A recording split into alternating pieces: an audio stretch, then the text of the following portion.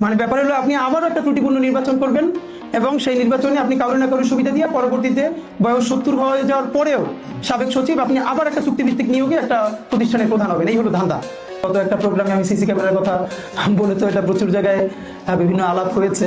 তো of course CC camera মানে ভাবতেও কেমন লাগে যে 200 কোটি টাকার জন্য, মানে এটা বলাটা খারাপ, তারপরে বলি যে 200 কোটি টাকার জন্য যদি সিসি ক্যামেরা না হয়, ইলেকশন কমিশন চাইলে খয়রাত করতে পারে, আমরা খয়রাত ম্যানেজ করে দেবো। এই খয়রাতকে আমরা খারাপ অর্থে বলি না, বৃহত্তর বরিশালে দান সৎকারে খয়রাত বলে। আরবি খয়রাত কল্যাণ কামনা থেকে আসছে, আমরা যারা ভিক্ষাবৃত্তি বলি। প্রবাসীরা চাইলে এই 200 কোটি টাকার সিসি ক্যামেরা দেশের জন্য এমনি দিয়ে দিবে, যারা লিমিটেড শাটডাউন করে নতুন বাংলাদেশ এসেছে। তো যদি তাদের পয়সার সমস্যা হয়, নিয়ত সহি থাকে, তাহলে ইনশাল্লাহ আমরা সবাই মিলে সিসি ক্যামেরার ব্যবস্থা করে দিতে পারবো। কিন্তু ব্যাপার হলো এই সিসি ক্যামেরাটা তারা অপারেট করবে কিনা। আর সিসি ক্যামেরা ইনস্টল করতে গিয়ে যদি সময় লাগে, তাহলে ইনস্টল করতে কিয়ামত পর্যন্ত লাগলে কিয়ামতের দিন ইলেকশন হবে, তার আগে ইলেকশনের দরকার নাই।